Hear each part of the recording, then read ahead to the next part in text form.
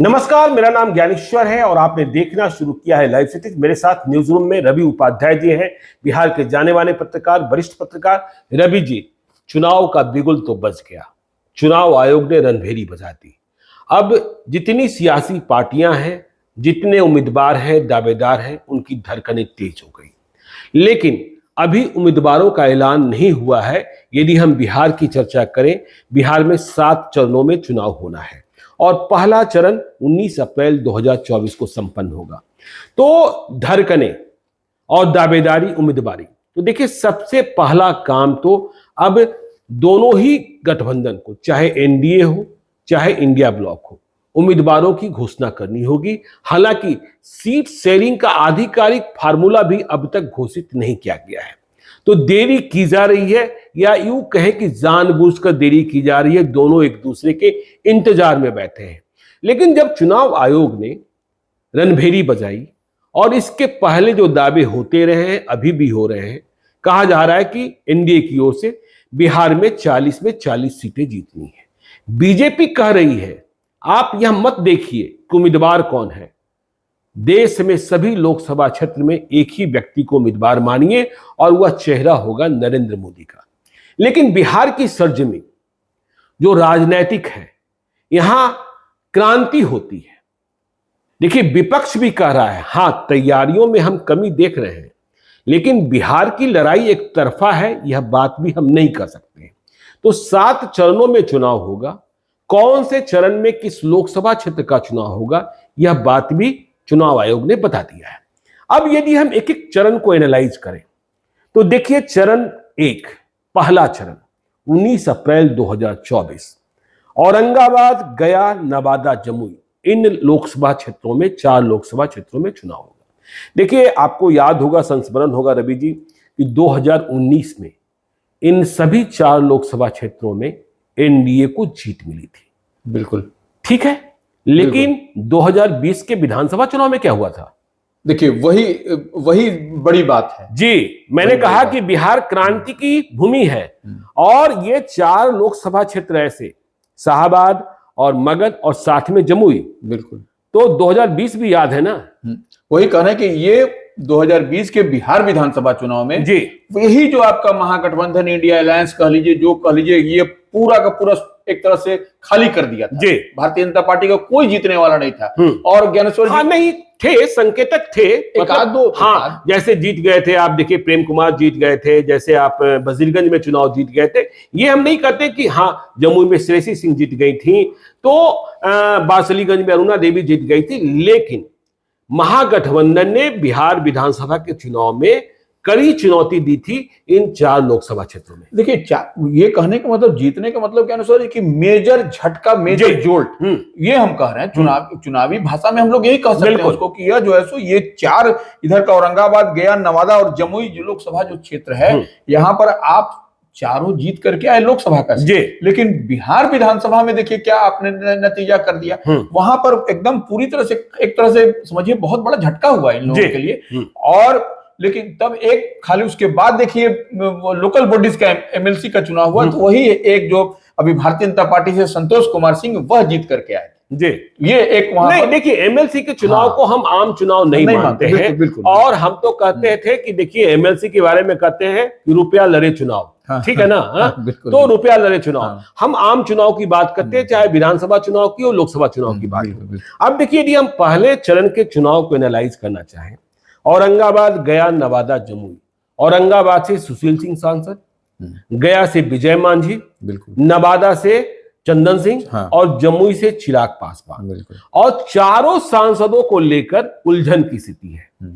जैसे औरंगाबाद के बारे में कहा जा रहा है कि सुशील सिंह का टिकट कट सकता है, वहां बीजेपी को नया प्रयोग करने जा रही है, जेडीयू वह सीट क्लेम कर रही है।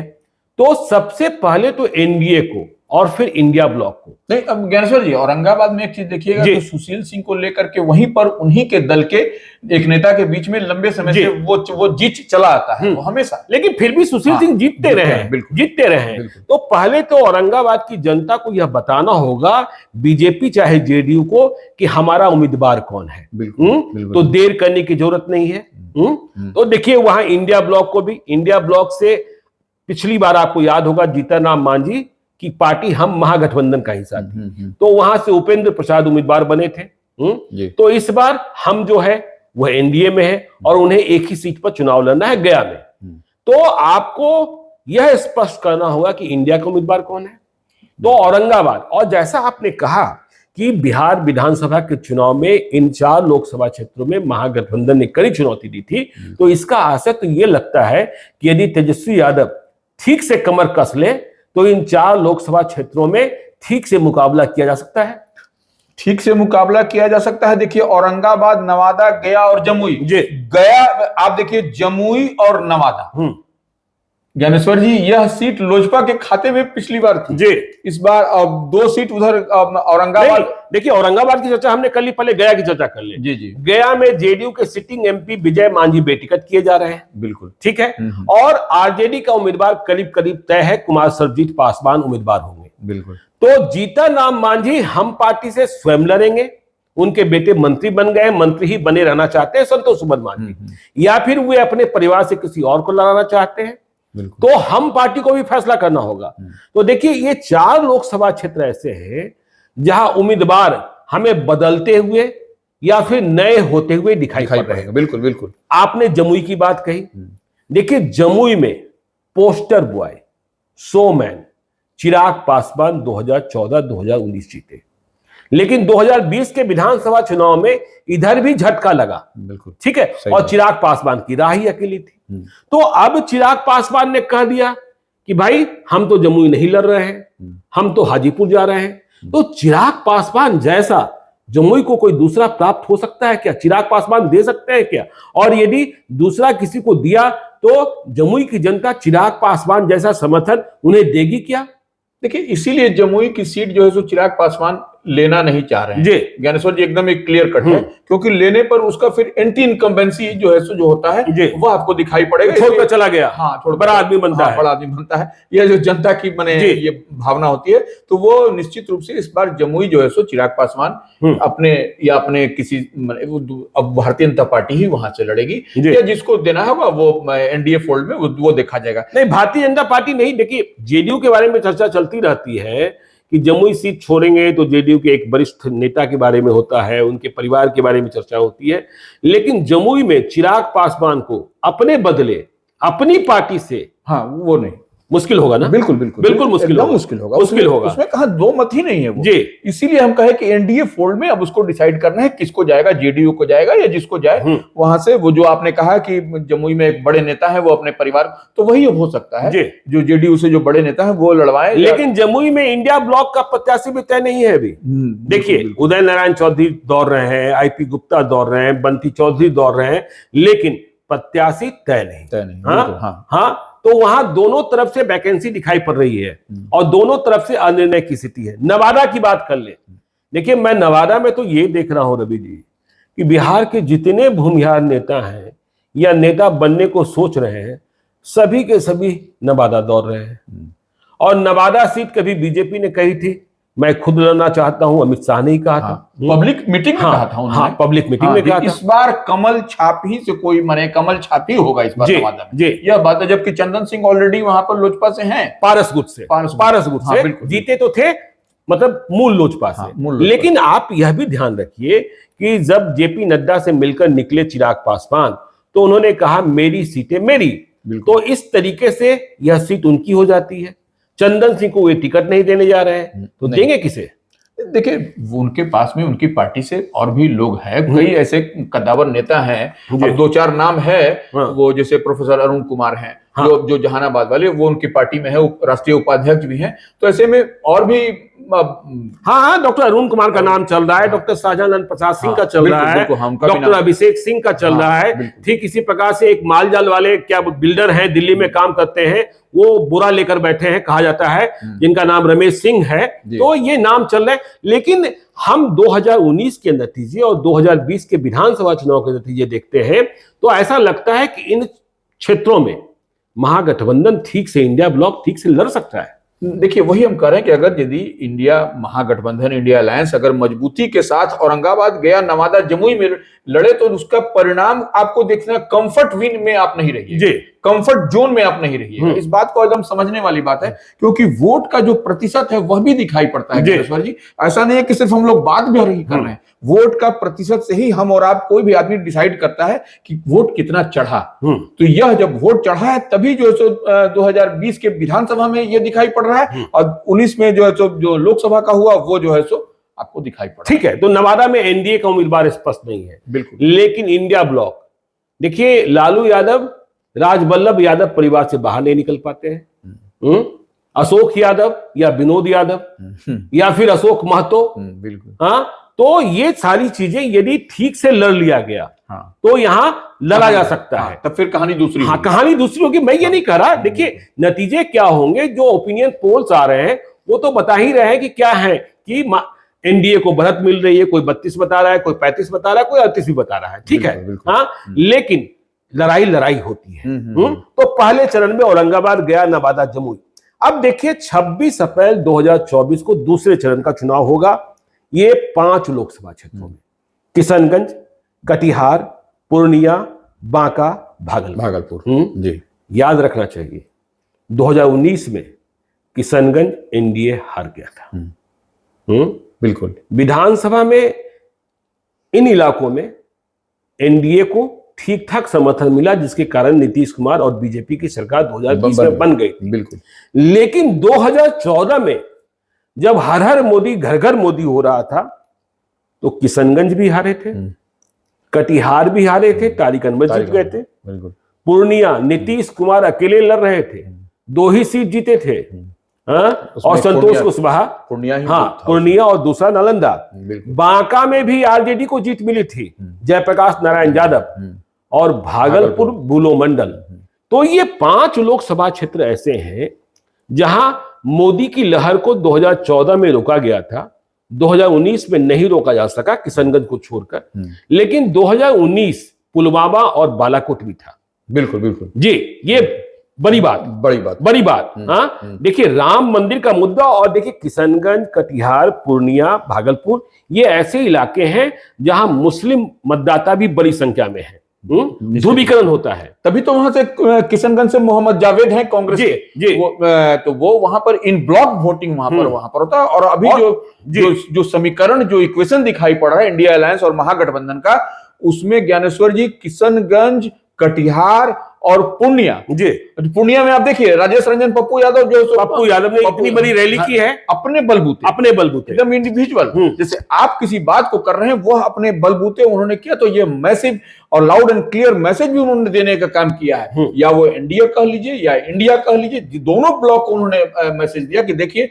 अपने बलबूते हमें तो मैसिव रैली। और इंडिया ब्लॉक से यदि उन्हें टिकट मिल गया, जो चर्चाएं हैं कि कांग्रेस से वे लड़ सकते हैं, कांग्रेस के समर्थन से, तो फिर वहां तो मुकाबला हो जाएगा, किशनगंज के साथ साथ पूर्णिया में मुकाबला निश्चित रूप से। और कटिहार का भी नतीजा देखें 2019 में, मोदी की महालहर, पुलवामा, बालाकोट, सब कुछ, लेकिन जीत का फासला बहुत बड़ा नहीं था। हाँ, मार्जिनल थे, हाँ।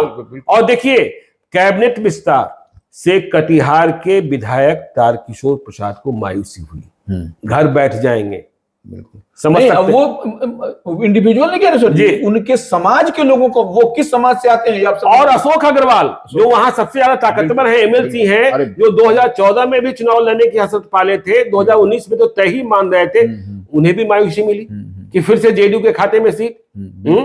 तो किशनगंज, कटिहार, पूर्णिया, बांका, भागलपुर, दूसरा चरण भी महागठबंधन इंडिया ब्लॉक मजबूती से लड़े तो पानी पी सकती है भाजपा। क्या टफ होगा जी, टफ होने जा रहा है। देखिए ऐसा नहीं, इजी गोइंग नहीं होगा कि आराम से आप जो है सो मैंने पैसेज वहां पे आपको किशनगंज, कटिहार, पूर्णिया, बांका और भागलपुर सेकंड फेज में वो जो चुनाव होगा, ये 5 सीटों पर, ये 5 सीट भी अपने आप में टफ है। और ये जो है सो मैंने किशनगंज से तो बॉर्डरिंग इलाका भी है, तो यहाँ पर किस तरह से यहाँ पर प्रभाव है तो वह समझा जा सकता है। अब देखिए किशनगंज के बारे में एक और बात समझने की, 2019 में यहां जेडीयू चुनाव हार गया था, इस बार जेडीयू ने सीट छोड़ दी। बिल्कुल, क्या भाजपा स्वयं लड़ेगी? क्या शाहनवाज हुसैन को भेज दिया जाएगा? लेकिन किशनगंज में 70 से 73% मुसलमान हैं, ओवैसी भी लड़ेंगे यहाँ। पिछले बार नंबर 2 पर ओवैसी की पार्टी ही थी, अख्तरुल ईमान।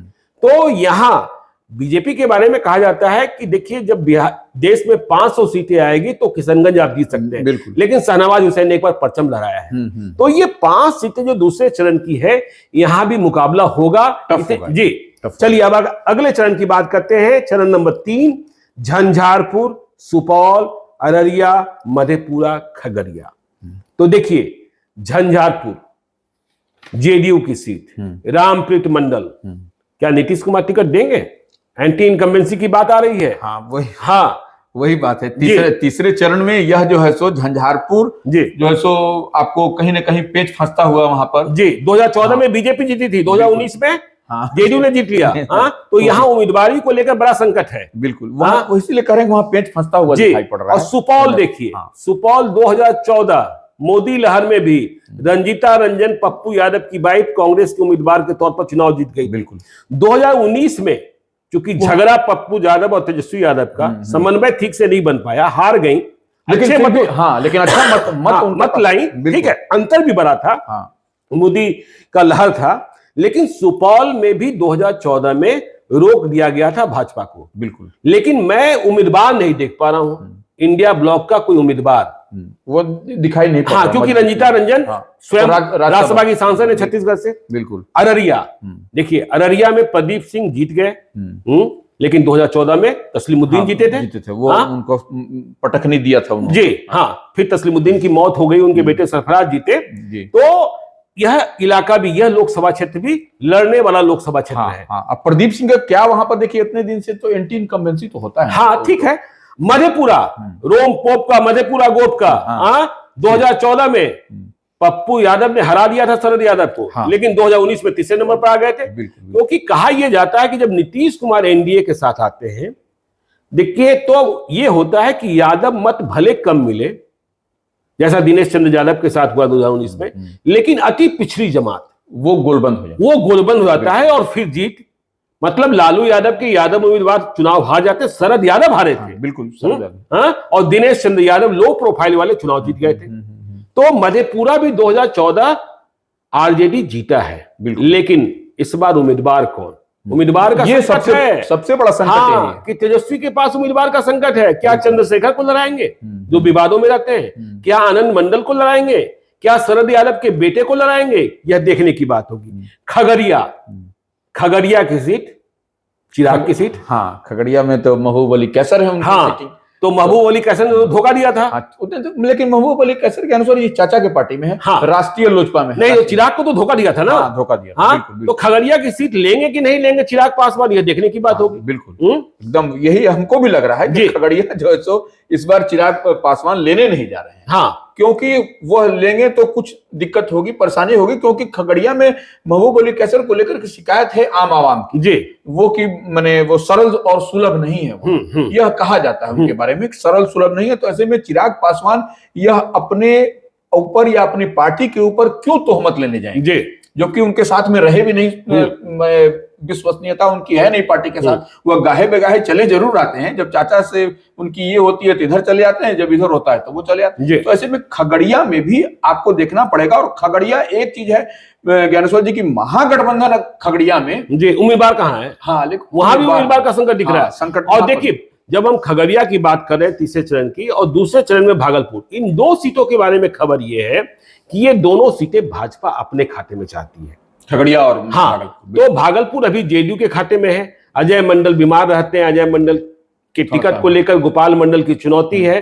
तो भागलपुर में जो प्रयोग करना चाहती है बीजेपी कि भाई वहां गंगोता, तो एक प्रेम मीरा है जिन्हें तलाशा गया है, पवन मिश्रा की वाइफ है, ब्राह्मण से शादी की है, और परिवार की पृष्ठभूमि सदानंद सिंह को हराने में भी इस परिवार की भूमिका रही है 3 बार। वो मजबूत दावेदार बनती हुई दिखाई पड़ी। वो जातीय समीकरण के हिसाब से, जातीय समीकरण के हिसाब से गंगोता है और ब्राह्मण से वो किया है, और ब्राह्मण का भी इलाका है, बिल्कुल कहा जाता है।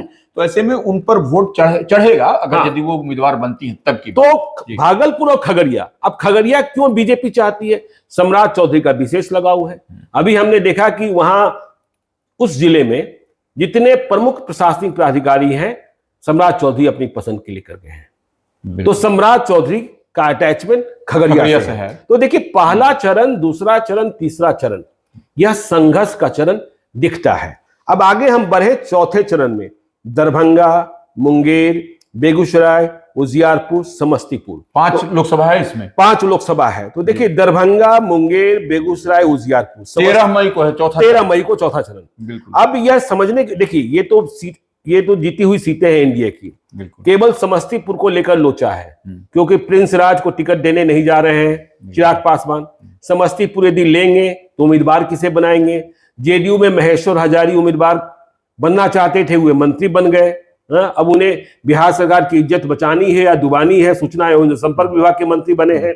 तो दरभंगा में गोपाल जी ठाकुर, मुंगेर में ललन सिंह, कोई टिकट में दिक्कत ही नहीं है। कहा जा रहा है कि इंडिया ब्लॉक से जो पहले का गैंगस्टर है अशोक महतो, उन्हें या उनकी पत्नी को सामने लाने की तैयारी हो रही है। बेगूसराय में भी पहले यह तय हो कि गिरिराज सिंह को टिकट मिला कि नहीं मिला। ठीक है ना।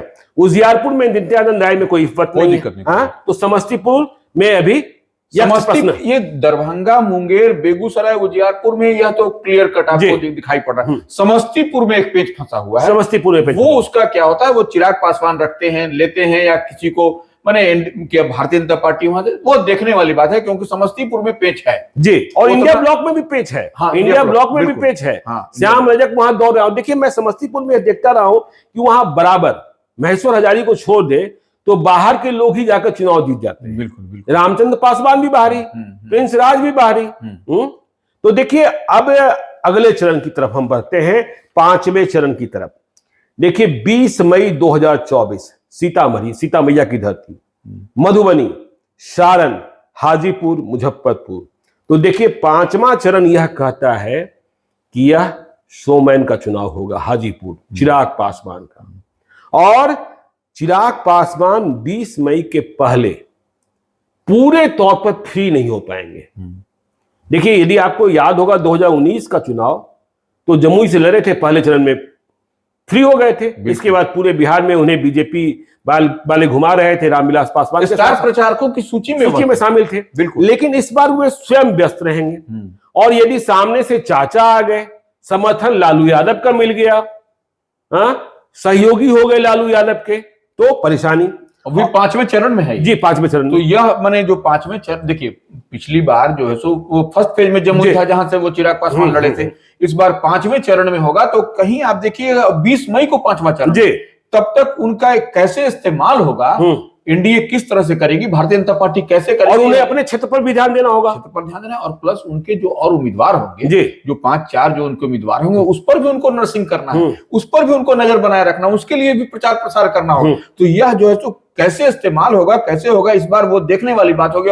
और ज्ञानेश्वर जी, प्रचंड गर्मी, भीषण गर्मी रहेगी जी, इस बात को से आप इनकार नहीं कर सकते। बिल्कुल बिल्कुल। क्या रहेगा कि मैंने एक पब्लिक मीटिंग, 2 पब्लिक मीटिंग करते करते लोग हांफने लगेगा जी, यह तो एकदम रहेगा, इसमें तो कहीं कोई दो। और देखिए ना, सीतामढ़ी में तो जेडीयू ने अपना उम्मीदवार घोषित कर रखा है, देवेश चंद्र ठाकुर को। लेकिन विपक्ष से कौन आ रहा है यह पता नहीं है।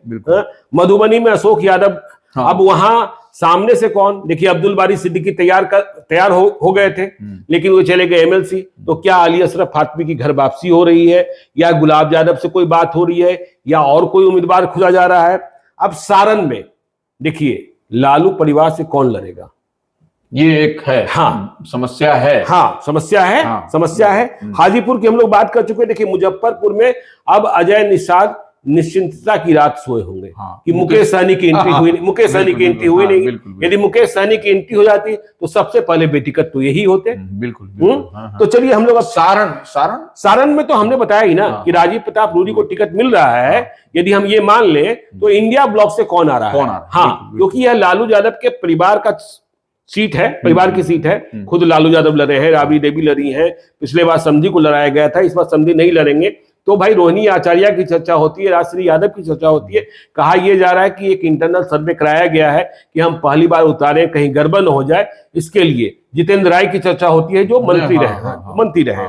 अब 6ठे चरण, वाल्मीकि नगर, पश्चिम चंपारण, पूर्वी चंपारण, शिवहर, वैशाली, सिवान, गोपालगंज, महाराजगंज। देखिए वाल्मीकि नगर जेडीयू की सीट, पश्चिमी चंपारण संजय जायसवाल की सीट, कोई इफ्फत नहीं। पूर्वी चंपारण मोतिहारी कहा जा रहा है कि फिर से टिकट हो ही गया है राधा मोहन सिंह का। अब वाल्मीकि नगर में, वाल्मीकि नगर की सीट कांग्रेस को मिलती है कि नहीं मिलती है, यह देखने की बात होगी। लड़ने के लिए।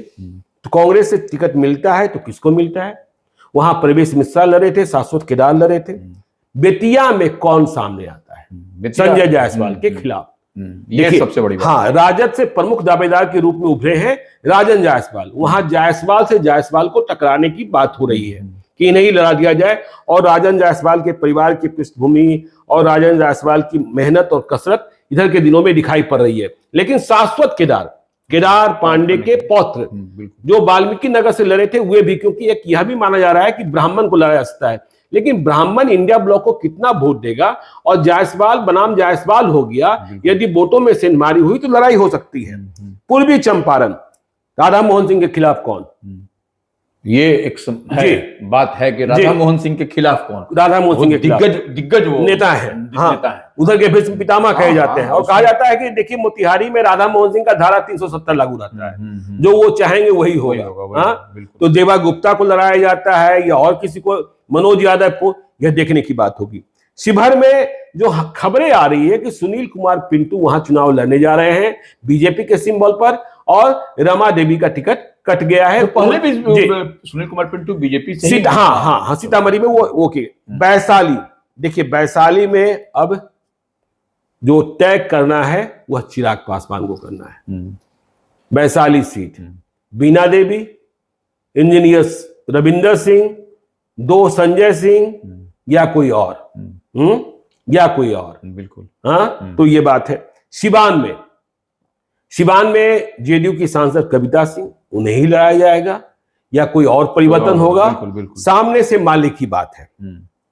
गोपालगंज की सीट के बारे में देखिए, जानकारी यह है कि यह सीट चिराग पासवान चाहते हैं। गोपालगंज सुरक्षित, जी, गोपालगंज सुरक्षित। जमुई छोड़ रहे हैं तो वो एक गोपालगंज चाहते हैं, समस्तीपुर भी छोड़ सकते हैं।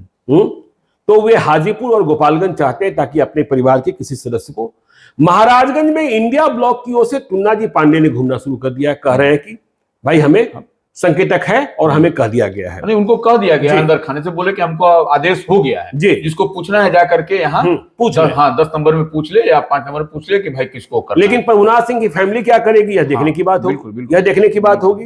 तो महाराजगंज का हाल यह है, जनार्दन सिंह सिग्रीवाल का नाम जब प्रत्याशियों की घोषणा होती है बीजेपी की, तो उसमें दिखाई पड़ता है कि नहीं पड़ता, यह देखने की बात होगी। अब देखिए अंतिम चरण, 7वां चरण 1 जून 2024, प्रचंड गर्मी।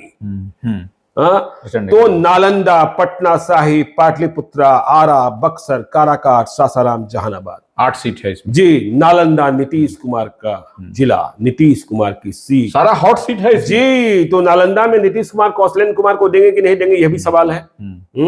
और नीतीश कुमार के बारे में कहा जाता है कि पूरा बिहार घूम ले, लेकिन जब शाम को लौटते हैं चुनाव प्रचार के बाद, तो वे नालंदा से बुलाए गए 200 लोगों से मिलते हैं। नालंदा किसी भी कीमत पर, क्योंकि उन्हें यह नालंदा तो संस्मरण है कि 2014 में नालंदा में लड़ाई हो गई थी। 9600 मतों से चुनाव जीते थे सत्यानंद शर्मा से। लोजपा, हाँ, सत्यानंद शर्मा हार गए थे। आशीष रंजन सिन्हा भी चुनाव लड़ गए थे। पटना साहिब, रविशंकर प्रसाद या ऋतुराज सिन्हा, सामने से कौन? यह बीजेपी की गारंटीड सीट मानी जाती है। बिल्कुल। पाटलिपुत्रा, रामकृपाल यादव या कोई और? उधर से कौन? उधर से कौन? मीसा भारती, रीतलाल यादव, संदीप सौरभ या कोई और? आरा, आर.के. सिंह, टिकट या बेटिकट? पवन सिंह क्या कर रहे हैं, यह ध्यान देने की जरूरत होगी। लेकिन पवन सिंह तो बोल रहे हैं कि हम जो सो मां से परमिशन लेने के बाद जो है सो हम जो सो नहीं, उन्होंने फिर से कहा है ना कि हम आरजेडी के सिंबल पर चुनाव नहीं लड़ेंगे। अच्छा, तो ये डेवलपमेंट है। अभी यदि आर.के. सिंह का टिकट कटता है तो आर.के. सिंह कह चुके हैं कि हम आरा से लड़ेंगे ही लड़ेंगे। उधर विशाल सिंह और मीना सिंह, उनका भी है। उनका भी है। और मीना सिंह वहां से सांसद रही हैं, और मीना सिंह की एक प्रतिष्ठा है। नहीं, उनका पारिवारिक रहा है जी, और आज भी लोगों के सुख दुख में जुड़ी रही हैं। बक्सर में देखिए अश्विनी चौबे बाबा का क्या होता है। देखिए बक्सर के बारे में एक और खबर आ रही है कि बीजेपी ने अपने एक पुराने सिपाही को खोजा है, जिनका नाम है हरेंद्र प्रताप पांडे, जो एमएलसी थे। हाँ, अब टिकट मिलेगा नहीं मिलेगा मुझे नहीं पता। और बिहार दिवस की परिकल्पना भी हरेंद्र प्रताप पांडे की थी। उन्होंने ही नीतीश कुमार को सलाह दी थी, जिसके बाद बिहार दिवस उनका शोध था, सच्चिदानंद सिन्हा पर शोध था। तो बक्सर में अब बक्सर में देखिए आरजेडी की ओर से स्पष्ट है, सुधाकर सिंह जगदानंद सिंह के बेटे चुनाव, वहां प्रचार गाड़ी चल रही है। और बसपा की ओर से, बीएसपी की ओर से अनिल कुमार, काराकाट उपेंद्र कुशवाहा, सामने कौन? खबर आ रही है कि यह सीट माले को जा सकती है। राजा राम कुशवाहा जो पहले ओबरा से विधायक रहे, बिल्कुल। सासाराम छेदी पासवान को टिकट मिलेगा नहीं मिलेगा यह देखने की बात होगी। जहानाबाद में चंद्रेश्वर चंद्रवंशी जेडीयू के एमपी, इनके टिकट पर भी ग्रहण की बात बताई जा रही है। लेकिन ज्ञानेश्वर जी, कहा जाता है कि जो जहानाबाद की सीट है उसमें जो है सो नीतीश कुमार ने सोशल इंजीनियरिंग किया। नहीं, वो तो किया था, लेकिन 1700 मतों से जीत हासिल हुई थी। हाँ, सुरेंद्र यादव हारे थे। और किस तरीके से इस बार माले साथ में है।